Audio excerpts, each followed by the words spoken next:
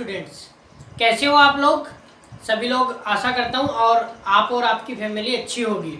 हमारा जो चैप्टर चल रहा था वो चल रहा था क्लास 10th एनसीईआरटी का फर्स्ट चैप्टर जो है रासायनिक अभिक्रिया समीकरण। जो हमने इसका जो पढ़ाने वाला चैप्टर था वो कंप्लीट कर लिया था। आज हम इसके अभ्यास प्रश्न जो है वो हल करेंगे। ठीक है, कंप्लीट आज हम इस वीडियो के अंदर हल करेंगे। बाकी इतने दिन से वीडियो क्यों नहीं आ रहा था, क्योंकि इतने दिन मैं भी थोड़ा रेस्ट में था। मतलब बाद में वीडियो बनाएंगे क्योंकि स्कूलें थी वो अभी बंद हो गई हैं। तो फिलहाल हम अब रेगुलर वीडियो आपको डेली मिलना स्टार्ट हो जाएंगी। तो इसके अंदर पहला जो प्रश्न है वो है पेज नंबर 6 पे। एनसीईआरटी का जब आप पेज नंबर 6 खोलोगे तो वहाँ पे आपको 3 प्रश्न दिए हुए हैं। ठीक है, तो 3 प्रश्नों के अंदर आपको पहला जो प्रश्न मिलेगा वो मिलेगा कि मैग्नीशियम का जो रिबन है उसको जलाने के लिए उसको साफ क्यों किया जाता है। सबसे पहला प्रश्न यही है कि मैग्नीशियम को जलाने के लिए साफ क्यों किया जाता है। ठीक है, क्यों किया जाता है? क्योंकि मैग्नीशियम को साफ इसलिए किया जाता है क्योंकि वो आसानी से पूरी तरह जल सके, इसलिए उसको साफ किया जाता है। अब दूसरा प्रश्न है वो है कि निम्न रासायनिक समीकरणों को संतुलित कीजिए। उसमें दे रखा है कि hydrogen plus chlorine hydrogen chloride बनता है, तो इस रासायनिक समीकरण को संतुलित कीजिए। तो मैंने पिछले वाली वीडियो जो थी उसके अंदर भी आपको बताया था स्टूडेंट्स कि कैसे हम समीकरण हल करते हैं। तो देखो हम दोबारा सीखते हैं, यदि नहीं समझ में आया होगा और आपका प्रश्न भी हल हो जाएगा। तो सबसे पहले क्या करना है, हमें पहला तत्व पकड़ना है। पहला तत्व पकड़ के उसमें देखना है कि परमाणु की संख्या कितनी है। तो परमाणु की संख्या यहाँ पे 2 है। ठीक है, हाइड्रोजन पे। अब ये पहले वाला भाग क्या कहलाता है, ये आपको कमेंट करके बताना है कि पहले वाला भाग क्या कहलाता है। उसके बाद हम उत्पाद में चलते हैं। उत्पाद के अंदर क्या करना है कि अब हाइड्रोजन को इधर चेक करना है कि इधर हाइड्रोजन कितना है। अब इधर हाइड्रोजन का कितना है, 1 अणु है। तो यहाँ पे हमें क्या लगा देना है, 2। अब देखो ये भी 2 गया, ये भी 2 गया। अब हम चलते हैं नेक्स्ट तत्व की ओर। नेक्स्ट तत्व कौन सा है, क्लोरीन। क्लोरीन को हम इधर जाएंगे तो ये क्लोरीन कितना है, पहले 1 था लेकिन अब ये हो गया। तो इसके अनुसार ये 2 इस पे भी अप्लाई करेगा और इस तत्व पे भी अप्लाई करेगा। तो क्लोरीन का कितना हो गया, 2। मतलब मैथ में आपने पढ़ा होगा कि जो समानांतर संख्या वो किस में आ जाती है, गुणा में, मल्टीप्लाई में आ जाती है। तो ये मल्टीप्लाई में आ गई है। तो यहाँ पे भी 2, यहाँ पे भी 2। ये रासायनिक समीकरण क्या हो गया, संतुलित हो गया। ऐसे ही दूसरा समीकरण दे रखा है, बेरियम क्लोराइड और एल्यूमिनियम सल्फेट की जब अभिक्रिया करवाई जाती है तो बेरियम सल्फेट और एल्यूमिनियम क्लोराइड बनता है। इस रासायनिक अभिक्रिया को हमें संतुलित करना है। तो इसमें भी सेम सिचुएशन रहेगी। सबसे पहले तत्व को पकड़ो। इसमें क्या है, बेरियम के कितने अणु हैं, 1। अभी उत्पाद में चले जाइए, बेरियम के कितने अणु हैं, 1। तो ये क्या हो गया, संतुलित। अब दूसरा तत्व कौन सा है, क्लोरीन। क्लोरीन के कितने अणु यहाँ पे, 2। और उधर क्लोरीन के कितने अणु हैं, 3। यहाँ पे क्लोरीन के कितने अणु हैं, 3। तो इसे हमें संतुलित करना है। इसे संतुलित करने के लिए क्या करना पड़ेगा, यहाँ पे हमें सबसे पहले इधर 3 है और इधर 2 है। तो हमें क्या करना है, यहाँ पे इसको तो हमें विषम संख्या है, ये एक सम संख्या है। ठीक है, ऑड नंबर इवन नंबर आपने सुना होगा। तो इधर हमें क्या करना है, इधर हम क्या कर देते हैं, इधर हम लगा देते हैं, इधर मान लो कि हम यहाँ पे 2 लगाएंगे। 2 लगा के हम चेक करते हैं। 2 लगाने से यह भी क्या बनता है, ये 3 और यहाँ पे गुणा में हो तो 3 × 2 इतना कितना हो गया, 6। मतलब क्लोरीन का कितना अणु हो गया, 6। अब इधर आके हम इसको 6 करेंगे तो यहाँ पे हमें 3 लगाना पड़ेगा क्योंकि यहाँ पे तो लगा नहीं सकते। तो यहाँ पे भी 3 × 2 कितना हो गया, 6 हो गया। अब देखो, ठीक है, अब क्लोरीन पे, अब दोबारा बेरियम पे आओ। पहले आगे चलते हैं, क्लोरीन हो गया 6। अब क्या करना है, एल्यूमिनियम के कितने अणु हैं, 2। लेकिन यहाँ पे देखो एल्यूमिनियम के 2 अणु हैं और 2 ये भी लग गए तो कितने हो गए, 4। अब यहाँ पे भी हमें 2 लगाना है, 2 दूनी 4 हो गए। ठीक है, अब क्या करना है, अब ऑक्सीजन के कितने अणु हैं, 4। ठीक है, ऑक्सीजन के 4 अणु हैं और ये 3 जो है, कोष्टक में आपने मैथ पढ़ी होगी तो क्या होगा, मल्टीप्लाई होगा। तो ये 4 इस 3 से गुणा होगा तो कितना हो गया, 4 × 3 कितना हो गया, 12। ठीक है, 12 हो गया। इस वाले में, तो ऑक्सीजन के इसमें देखने हमें कितने होने चाहिए, 12 होने चाहिए। तो यहाँ पे कितने, 4, तो हम ये इसको कितने से गुणा करेंगे, 3 से, तो ये कितना हो जाएगा, 4 3 12। ठीक है। सल्फर कितना है यहाँ पे, सल्फर यहाँ पे ये रहा, ये 3 इसके गुणा में, तो ये क्या हो गया यहाँ पे सल्फर। अब देखो बेरियम थोड़ा असंतुलित, बेरियम दोबारा चेक करते हैं पूरे समीकरण को। बेरियम कितना है, 3, मैं इनको हटा देता हूं। बेरियम कितना है, बेरियम में कितने हो गए, अब संतुलित करने के बाद चेक करते हैं एक बार। बेरियम कितना है, 3, इधर बेरियम कितना है, 3, ठीक है। इधर क्लोरीन कितना है, 3 दूनी 6, और इधर क्लोरीन कितना है यहाँ पे इस तीर के बाद में, तो कितना है 6, ठीक है। अब इधर एल्यूमिनियम कितना है, 4, इधर एल्यूमिनियम कितना है 4, इधर जो सल्फेट है वो कितना है, यहाँ पे 3 था, कितना हो गया 4 3 12। ऑक्सीजन चेक कर लेते हैं, ऑक्सीजन इधर 12 है, और सल्फर कितना है इधर 3, यहाँ पे भी कितना है 3, ठीक है।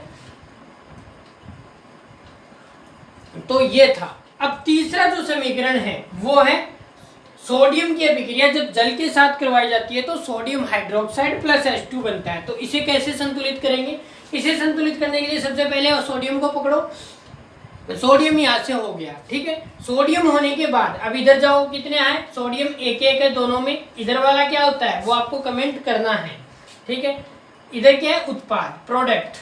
अब इधर H2O, तो इधर हाइड्रोजन को देखो, हाइड्रोजन कितने, 2, इधर हाइड्रोजन के कितने, 2 और 1 क्या हो गया, 3। अब इस सिचुएशन को हमें क्या करना है, संतुलित करना है। तो संतुलित करने के लिए हम यहाँ पे 2 लगाएंगे। अब ये 2 और ये 2 कितने हो गए, 4। अब यहाँ पे 2 है तो 2 लगा देंगे, 2 2 4। ऑक्सीजन के कितने, 2। अब ये क्या हो गए, 2। अब देखो लेकिन यहाँ 2 लगाते ही सोडियम के भी 2 अणु हो गए, तो वापस इधर वाले पक्ष में आके हमें 2 यहाँ पे लगाना पड़ेगा। तो ये पूरा आपका 2 जो अभिक्रिया थी वो कंप्लीट होगी। देखो स्टूडेंट्स, आपका जो तीसरा प्रश्न है वो है निम्नलिखित अभिक्रियाओं के लिए उनकी अवस्था के संकेतों के साथ संतुलित रासायनिक समीकरण लिखिए। तो पहला है जल में बेरियम क्लोराइड, तो बेरियम क्लोराइड का सूत्र होता है वो होता है BaCl2, बेरियम क्लोराइड तथा सोडियम सल्फेट, तो सोडियम सल्फेट का सूत्र होता है Na2SO4 के विलयन अभिक्रिया करके सोडियम क्लोराइड तथा विलयन किसका, सोडियम क्लोराइड NaCl यानी कि नमक तथा अघुलनशील बेरियम सल्फेट का अवशेष बनाते हैं, ठीक है। तो इसके लिए ये हमारा समीकरण बन गया, ठीक है। इस समीकरण को हमें क्या करना है, संतुलित करना है। तो वही पुरानी प्रोसेस, सबसे पहले पहला तत्व उठाओ बेरियम, बेरियम का इधर कितना है 1, इधर कितना है 1, Cl2, इधर क्लोरीन के कितने अणु, 2 अणु, इधर क्लोरीन के कितने अणु 1, तो यहाँ पे 2 लगा देंगे, ठीक है। अब इधर देखो आ गया वो सोडियम का कितना अणु 2, इधर सोडियम के कितने अणु 2, सल्फर के कितना अणु 1, इधर सल्फर का ये 1 अणु, इधर ऑक्सीजन के कितने अणु 4, इधर ऑक्सीजन के कितने अणु 4 अणु, ठीक है। तो ये आपकी जो है कंप्लीट हो गई। अब दूसरा प्रश्न है, इसमें देखो अभिक्रिया में कुछ नहीं करना, सिर्फ यहाँ पे 2 लगाना है और अभिक्रिया आपकी संतुलित। अगला प्रश्न है सोडियम हाइड्रोक्साइड का विलयन, सोडियम हाइड्रोक्साइड मतलब NaOH का विलयन जल में हाइड्रोक्लोरिक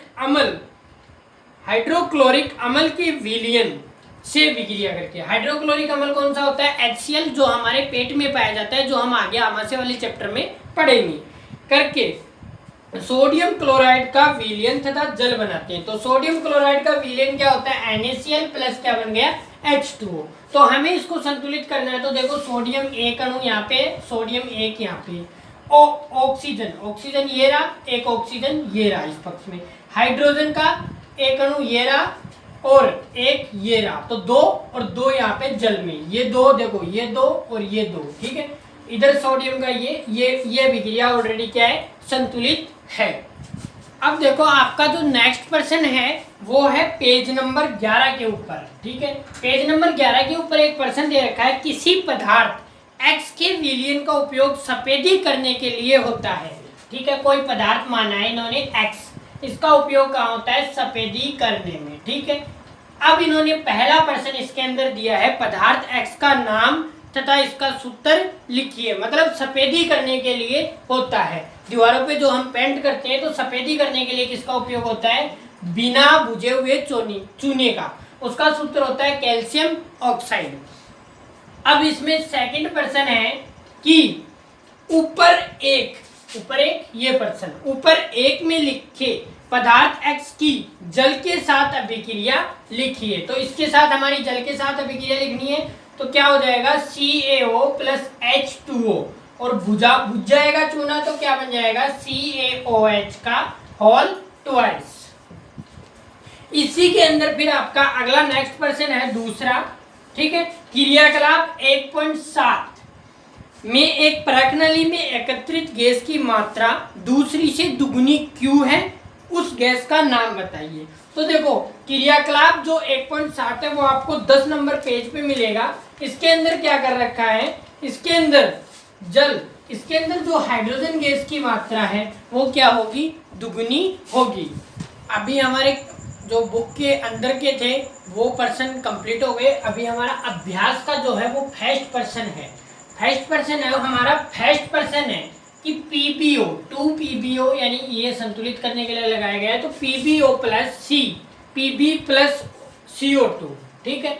मतलब लेड ऑक्साइड किसके साथ, कार्बन के साथ अभिक्रिया करती है तो लेड और कार्बन डाइऑक्साइड बनाती है। इसमें कौन अपचयित हो रहा है और कौन उपचयित हो रहा है, ऐसा एक ऑप्शन में आपके प्रश्न दे रखा है। तो इसके अंदर जो शीशा है, लेड जो है वो क्या हो रहा है, अपचयित हो रहा है। तो हमने पढ़ा था कि ऑक्सीजन का क्या होता है, जुड़ना, ऑक्सीजन का निकलना, ठीक है। इसके अंदर क्या हो रहा है, अपचयित हो रहा है। और कार्बन डाइऑक्साइड का क्या हो रहा है, अपचयित, ठीक है। तो यहाँ पे क्या हो रहा है, देखो कार्बन डाइऑक्साइड का जुड़ना क्या कहलाता है, उपचयन, और ऑक्सीजन का बाहर निकलना क्या कहलाता है, अपचयन। इसलिए शीशा क्या हो रहा है, अपचयित हो रहा है और कार्बन डाइऑक्साइड में ऑक्सीजन जुड़ रही है तो ये क्या हो रहा है, उपचयित। तो इसमें ऑप्शन नंबर ए आएगा, ए एवं बी। फिर आता है दूसरा प्रश्न में एक अभिक्रिया दे रखी है कि Fe2O3 प्लस 2Al Al2O3 और 2Fe। इसके अंदर पूछा गया है कि अभिक्रिया का जो प्रकार है, टाइप्स अभिक्रिया कौन सी है इस अभिक्रिया का। तो इसके अंदर 2-3 टाइप्स दे, 4 ऑप्शन दे रखे हैं। तो इसके अंदर जो टाइप्स आएगा वो देखो, इसके अंदर क्या हो रहा है, इसके अंदर एक तत्व जो है वो दूसरे तत्व के साथ विस्थापित हो रहा है। जैसे एल्यूमिनियम के साथ यहाँ पे ऑक्सीजन विस्थापित हो गया और यहाँ पे जो ये है Fe अकेला बाहर निकल गया। तो आप खुद दिमाग लगाओ कि कौन सी अभिक्रिया होगी, एक तत्व दूसरे तत्व के साथ विस्थापित हो रहा है तो यहाँ पे कौन सी होगी, विस्थापित अभिक्रिया को क्या कहते हैं, विस्थापित हो रहा है, इसका मतलब कौन सी अभिक्रिया होगी, विस्थापन अभिक्रिया होगी, डिस्प्लेसमेंट रिएक्शन होगी। आपका जो तीसरा प्रश्न है वो दे रखा है कि जब लोहे की अभिक्रिया हाइड्रोजन क्लोराइड के साथ, लोहे चूर्ण की अभिक्रिया जब हाइड्रोजन क्लोराइड के साथ करवाई जाती है तो क्या होता है। तो उसके अंदर Fe प्लस HCl की अभिक्रिया करवाएंगे तो वहां पे FeCl2, ठीक है, और H2 गैस निकलेगी। तो यहाँ पे पहला ऑप्शन आपकी दे रखा है, iron chloride plus hydrogen gas निकलती है। अब अगला चौथा प्रश्न है कि संतुलित रासायनिक समीकरण क्या है और ये क्यों आवश्यक है। तो संतुलित रासायनिक समीकरण क्या है, देखो ये ऊपर वाला समीकरण देखते हैं हम प्रश्न नंबर 3 का। अब यहाँ पे देखो हम ऐसे लिखेंगे कि लोहा प्लस हाइड्रोजन क्लोराइड और फिर लिखेंगे आगे का। तो इस तरह से हमारा कितना पेज बढ़ जाएगा। तो इसलिए हमें रासायनिक समीकरण आवश्यक है। अब अगला प्रश्न इसमें है कि संतुलित रासायनिक समीकरण क्यों आवश्यक है। क्योंकि संतुलित रासायनिक समीकरण में देखो तीर से पहले वाले भाग को कहते हैं अभिकारक और तीर से बाद वाले भाग को कहते हैं उत्पाद, ठीक है, रिएक्टेंट एंड प्रोडक्ट इंग्लिश के अंदर। तो रिएक्टेंट और प्रोडक्ट मतलब अभिकारक और उत्पाद के अंदर जो परमाणुओं की संख्या है वो क्या हो जाती है, बराबर हो जाती है। उस समीकरण संतुलित करने से बैलेंस हो जाता है, बैलेंस होने से वो अभिक्रिया बनी रहती है। इस कारण इस अभिक्रिया को हम जो रासायनिक अभिक्रियाएं होती हैं उनको संतुलित करते हैं। स्टूडेंट्स मैं यहाँ पे आपको 5 से लेके और 8 नंबर तक मतलब 5, 6, 7 और 8 इनमें 4-4 प्रश्न दे रखे हैं। टोटल मिला के 16 क्वेश्चन हो गए जो मैं आपको नहीं करवा रहा इस वीडियो में। उसका रीजन बताता हूँ। उसमें क्या है कि पूरे में ये 16 के 16 जो क्वेश्चन है उनमें अलग अलग टाइप से आपको अभिक्रिया संतुलित करवाई गई है। और फिर भी यदि इन प्रश्नों में से आपको नहीं आता है तो नीचे कमेंट में जाना है। जैसे मान लो कि आपको 7वें नंबर का नहीं आ रहा तो ज़्यादा आपको कमेंट नहीं करना है अभिक्रिया वगैरह, आपको सिर्फ इतना कमेंट कर देना है 7.B, या फिर तीसरा नहीं आ रहा तो 7.C, जो भी क्रम दे रखा है बुक में, या 8वें का A नहीं आ रहा तो 8.A। फिर मैं अगले वीडियो में या अलग से वीडियो बना दूंगा कि समझ में कैसे करना है उनको। बाकी मैं अभी इनको नहीं करवा रहा, मैं डायरेक्ट अभी 9th वाला क्वेश्चन आपको करवा रहा हूँ। उसके अंदर दिया गया है कि ऊष्माक्षेपी और ऊष्माशोषी अभिक्रिया का अंतर बताइए और इनका एक एक उदाहरण लिखिए। तो देखो ऊष्माक्षेपी जो अभिक्रिया है, ठीक है, ऊष्माक्षेपी जो अभिक्रिया है वो होती है कि जब कोई अभिक्रिया होती है तो उसके बाद ऊर्जा बनती है, अधिक मात्रा में क्या बनती है, ऊर्जा बनती है। तो ऐसी अभिक्रिया को क्या कहते हैं, ऊष्माक्षेपी अभिक्रिया। जब कोई अभिक्रिया होती है तो अधिक मात्रा में ऊर्जा निकलती है तो इस अभिक्रिया को ऊष्माक्षेपी अभिक्रिया कहते हैं। इसका एग्जाम्पल है प्राकृतिक गैस का दहन। ये इंपॉर्टेंट भी एग्जाम की दृष्टि से डायरेक्ट पूछा जा सकता है 1 नंबर में कि प्राकृतिक गैस के दहन का समीकरण लिखो, तो डायरेक्ट आपको ये समीकरण लिखना है संतुलित किया हुआ, ठीक है। तो यहाँ पे देखो जब आप CH4 गैस होती है, इसे मार्स गैस भी कहते हैं, ठीक है, मार्स गैस या गोबर गैस इसे कहा जाता है क्योंकि इसे गोबर से प्राप्त किया जाता है, ठीक है। इसके बाद इसको O2 के साथ अभिक्रिया करवाई जाती है, ठीक है, ऑक्सीजन के साथ, तो ये CO2 + H2O बनता है और साथ में ऊर्जा निकलती है, ठीक है। इस अभिक्रिया को क्या कहते हैं, ऊष्माक्षेपी, इसका एग्जाम्पल हो गया। अब देखो अब आगे है ऊष्माशोषी अभिक्रिया। क्या है, ऐसी अभिक्रिया जिसके अंदर ऊष्मा का उत्सर्जन होता है, यानी अभिक्रिया होती है तो ऊर्जा बनती नहीं, ऊर्जा अंदर से ग्रहण की जाती है, ठीक है। ऐसी अभिक्रिया को क्या कहते हैं, ऊष्माशोषी अभिक्रिया। इसका उदाहरण है नाइट्रोजन और ऑक्सीजन, और ये नाइट्रोजन ऑक्साइड बनाते हैं और ऊर्जा बाहर से ग्रहण करते हैं। इसका सबसे अच्छा उदाहरण है एक है श्वसन का दहन।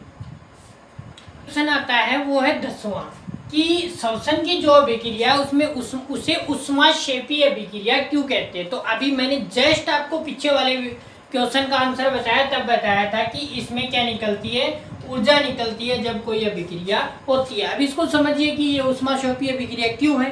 क्योंकि देखो ग्लूकोज, सबसे पहले समझो जब भी आप कोई भोजन खाओगे, कोई भी भोजन जैसे कार्बोहाइड्रेट, वसा, इनके उदाहरण की बात करें जैसे रोटी, ब्रेड या कुछ भी जो आप खाओगे वो सबसे पहले किस में बदलेगा, ग्लूकोज के अंदर बदलेगा। अब ये ग्लूकोज क्या करता है, हमारे शरीर में उपस्थित ऑक्सीजन से क्रिया कर लेता है, ऑक्सीजन से क्रिया करके क्या बना लेता है, जल और ऊर्जा। ये ऊर्जा शरीर के अंदर किस रूप में होती है, एटीपी के रूप में होती है। आपने 9th क्लास में पढ़ा होगा कि ऊर्जा शरीर के अंदर किस, कोशिका वाले चैप्टर के अंदर, सेल वाले में, कि कोशिका के अंदर शरीर के अंदर जो ऊर्जा होती है वो एटीपी के रूप में होती है। इसकी पूरे नाम होता है एडिनोसिन ट्राइफॉस्फेट, ठीक है, इसके रूप में होती है। तो यहाँ पे क्या हो रहा है, अतिरिक्त ऊर्जा बाहर निकल रही है। इस कारण क्या कहते हैं, श्वसन की अभिक्रिया को ऊष्माक्षेपी अभिक्रिया कहते हैं।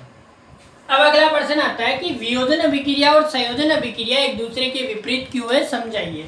तो देखो वियोजन और संयोजन, तो सबसे पहले देखते हैं संयोजन को। संयोजन मतलब क्या होता है, जुड़ना। संयोजन जब कोई दो तत्व आपस में जुड़कर एक तत्व का निर्माण कर लेते हैं, यानी संयोजन, यानी जुड़ते हैं, एक तत्व का निर्माण कर लेते हैं, मतलब 2 या 2 से अधिक तत्व अभिकारक मिलकर एकल उत्पाद का निर्माण करते हैं, उसे क्या कहते हैं, संयोजन अभिक्रिया। लेकिन वियोजन अभिक्रिया क्या होती है, इसकी उल्टी। इसमें क्या होता है कि एकल अभिकारक मिलकर 2 उत्पाद का निर्माण करता है, ठीक है। तो ये इसलिए इसकी विपरीत होती है। बाद में आगे पूछा गया है कि इसका एक एक उदाहरण दीजिए। तो वियोजन अभिक्रिया का उदाहरण होता है AgBr का Ag प्लस ये Br के अंदर टूट जाता है और इसे श्याम श्वेत फोटोग्राफी के अंदर भी उपयोग किया जाता है। संयोजन अभिक्रिया क्या होती है, जब इसका एक उदाहरण है कार्बन की अभिक्रिया, जब O2 के साथ करवाई जाती है तो ये क्या होता है, CO2 का निर्माण होता है। इसे कौन सी अभिक्रिया कहते हैं, दहन की अभिक्रिया कहते हैं। अगला क्वेश्चन जो है वो है 12वां। इसके अंदर पूछा गया है कि वियोजन अभिक्रिया के प्रकारों की एक एक आप अभिक्रिया लिखिए। तो देखो वियोजन अभिक्रिया का मतलब क्या होता है कि एक अभिकारक 2 या 2 से अधिक उत्पादों के अंदर टूट जाता है। अब इनको तोड़ने के लिए अलग अलग विधियों का उपयोग करेंगे, जैसे कि आप ईंट को तोड़ोगे तो आसानी से किसी पत्थर से तोड़ सकते हो। अब ईंट को बहुत तरीके से तोड़ा जा सकता है, थोड़े से तोड़ा जा सकता है, पत्थर से तोड़ा जा सकता है, या जोर से दीवार पे फेंक के तोड़ा जा सकता है। इसी तरह वियोजन अभिक्रिया में आप 3 प्रकारों का उपयोग कर सकते हो। पहला, इसमें पूछा गया प्रश्न में, वैसे बहुत और भी तरीके हैं, तो इसमें जो 3 तरीके पूछे गए हैं उनका समीकरण लिखने के लिए बोला गया है। पहला बोला गया है ऊष्मा के द्वारा जो तोड़ने की अभिक्रिया उसका समीकरण, प्रकाश और विद्युत के द्वारा। तो ऊष्मा के द्वारा आप FeSO4 को Fe2O3 प्लस SO2 और SO3 में तोड़ सकते हो। प्रकाश के द्वारा आप जो सिल्वर नाइट्रेट है, श्याम श्वेत फोटोग्राफी की जो अभिक्रिया है उसके द्वारा आप इसको तोड़ सकते हो, AgBr, ठीक है। और विद्युत के द्वारा आप इसे H2O जो जल है उसको आप H2O और O2 में तोड़ सकते हो। अगला जो हमारा प्रश्न है वो है 13वां कि विस्थापन और द्विविस्थापन अभिक्रिया के अंदर अंतर लिखिए। तो विस्थापन अभिक्रिया क्या होती है? जब एक तत्व दूसरे तत्व के साथ विस्थापित होता है तो ऐसी अभिक्रिया को क्या कहते हैं? विस्थापन अभिक्रिया। इसका उदाहरण है Fe plus CuSO4 FeSO4 plus Cu, ठीक है। आप जो मैं उदाहरण बता रहा हूँ इनके अलावा अन्य उदाहरण आप बुक से देख सकते हो। ये मैं वो उदाहरण बता रहा हूँ जो एग्जाम की दृष्टि से इम्पोर्टेंट हैं। फिर अगला है कि द्विविस्थापन क्या है? इसके अंदर क्या होता है कि तत्वों के अंदर आपस में आयनों का एक्सचेंज होता है, आयनों का आदान प्रदान होता है। ऐसी अभिक्रिया को क्या कहते हैं? द्विविस्थापन अभिक्रिया। इसका उदाहरण है Na2SO4 plus BaCl2 BaSO4 NaCl। देखो इसमें ये SO4 जो था, ये SO4 इस बेरियम के साथ हो गया, ठीक है, आदान प्रदान कर लिया इसने, और ये Cl2 इस Na के साथ अभिक्रिया कर लेता है। उसके बाद अगला आपका प्रश्न आता है, वो आता है 14वें नंबर का। वो आता है कि सिल्वर के शोधन में सिल्वर नाइट्रेट के विलयन से सिल्वर प्राप्त करने के लिए कॉपर धातु, सिल्वर के शोधन में मतलब सिल्वर Ag का क्या कर रहे हैं? शोधन कर रहे हैं। सिल्वर के शोधन में सिल्वर नाइट्रेट के विलयन से, सिल्वर नाइट्रेट का सूत्र क्या होता है? AgNO3 सिल्वर प्राप्त करने के लिए कॉपर धातु द्वारा विस्थापित किया जाता है। तो इसको क्या किया जा रहा है? कॉपर धातु के साथ विस्थापित किया जा रहा है। इस प्रक्रिया के लिए अभिक्रिया लिखिए। तो इसमें क्या होगा? ये Ag जो है ये AgNO3 बना लेगा, और ये Cu जो है, सॉरी, ये Ag, ये Cu जो है CuNO3 के साथ क्रिया कर लेगा, और Ag क्या हो जाएगा? यहाँ पे अकेला हो जाएगा। इसके बाद जो है वो अगला प्रश्न है 15वां। अवक्षेपण अभिक्रिया से आप क्या समझते हैं? उदाहरण देकर समझाइए। देखो अवक्षेपण अभिक्रिया क्या होती है? जब किसी अभिक्रिया के अंदर अतिरिक्त अवक्षेप निकलता है, मतलब अतिरिक्त पदार्थ निकलता है, उसे क्या कहते हैं? अवक्षेपण अभिक्रिया। इसका उदाहरण जो ये द्विविस्थापन वाला उदाहरण था Na2SO4, इसके अंदर जो ये BaSO4 है ये इसके अंदर अवक्षेपण है। अगला जो 16वें नंबर का प्रश्न है वो है ऑक्सीजन के योग या ह्रास के आधार पर निम्न पदों की व्याख्या कीजिए, प्रत्येक के लिए 2 उदाहरण दीजिए। तो देखो उपचयन जो होता है उसके अंदर क्या होता है? ऑक्सीजन में वृद्धि, ऑक्सीजन में वृद्धि या ऑक्सीजन का जुड़ना एक ही चीज होता है, ठीक है। ये क्या कहलाता है? उपचयन। और यदि ऑक्सीजन में क्या हो रही है? कमी, या ठीक है, या ऑक्सीजन क्या हो रही है? हट रही है, तो इसे क्या कहते हैं? अपचयन कहते हैं, ठीक है। तो इसके अंदर जब हम कॉपर की अभिक्रिया ऑक्सीजन के साथ करवाते हैं तो कॉपर ऑक्साइड बनता है। ये क्या हो रहा है? उपचयन। ऑक्सीजन की क्या हो रही है? वृद्धि। अपचयन, कॉपर ऑक्साइड की अभिक्रिया जब हाइड्रोजन से करवाते हैं तो कॉपर प्लस H2O बनता है। ये क्या हो रहा है? अपचयन, ठीक है। एक एक उदाहरण आप स्वयं कर लेना, ठीक है। यदि फिर भी नहीं आता है तो नीचे कमेंट बॉक्स पूरा खाली आप ही के लिए।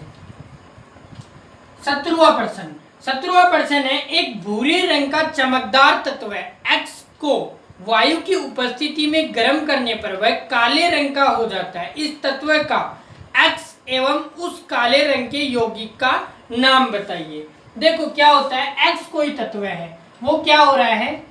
जब हम उसको किस में रख रहे हैं? वायु में। वायु में कौन होता है? ऑक्सीजन। तो वो कैसा हो जाता है?